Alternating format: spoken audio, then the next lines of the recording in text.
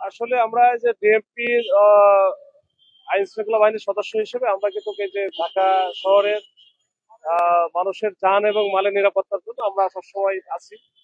আমরা আমাদের সকল রকমের প্রস্তুতি আছে, শুধু আজকের দিনের জন্য না, আমাদের এটা নিয়মিত এবং এটা স্পেশাল সবকিছু মিলে মানুষের যেমন যান এবং মালের নিরাপত্তা রক্ষিত হয় সেটার জন্য আমরা সার্বক্ষণিক কাজ করে যাচ্ছি। তো এই হিসাবে আজকে দেখছেন যে বিভিন্ন মোড়ে মোড়ে আমাদের পুলিশ আছে, আহ, আমাদের টহল আছে, পেট্রোলিং আছে, মোটরসাইকেলের পেট্রোলিং আছে, আবার পিকেট আকারে আছে, বিভিন্ন জায়গায় চেকপোস্ট আছে। এই সবকিছু মিলে আমরা আসলে চেষ্টা করতেছি যেন মানুষ এই যে ঢাকা মেট্রোপলিটনের মানুষজন যেন নিরাপদে নির্বিঘ্নে তারা তাদের কর্মস্থলে বা তাদের যে কোনো ডেস্টিনেশনে চলাচল করতে পারে। আচ্ছা ভাইয়া, দেখলাম যে গত 2-3 দিন আইন শৃঙ্খলা বাহিনীর সড়কে উপস্থিতি বেশ ভালো, কিন্তু তারপরও অপ্রীতিকর কাহিনীগুলো ঘটছে, কিভাবে দেখছেন?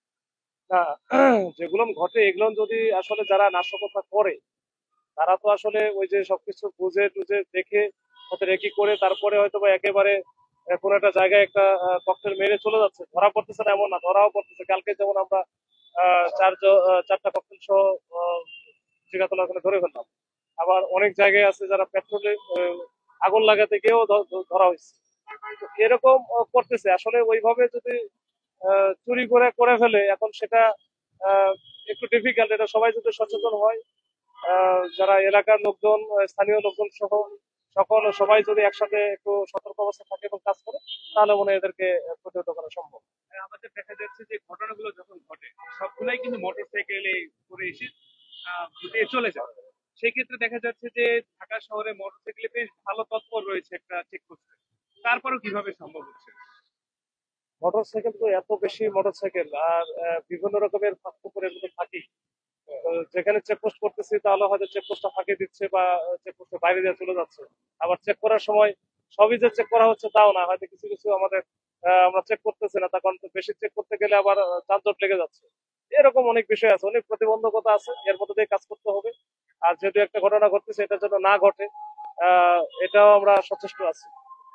আপনার আপনার এলাকায় তো বেশ কিছু গুরুত্বপূর্ণ সরকারি স্থাপনা রয়েছে, এই ক্ষেত্রে আপনি বিশেষ কি ব্যবস্থা নিচ্ছেন আপনারা?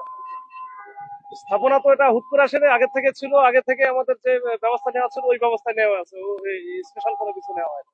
আমাদের যে নিরাপত্তা সংক্রান্ত যে বিষয়গুলো আছে আমরা যে ব্যবস্থাগুলো নিয়ে থাকি, এর আগে যেটা বললাম যে food patrolling, mobile patrolling, checkpost, এই সবই আমাদের আছে।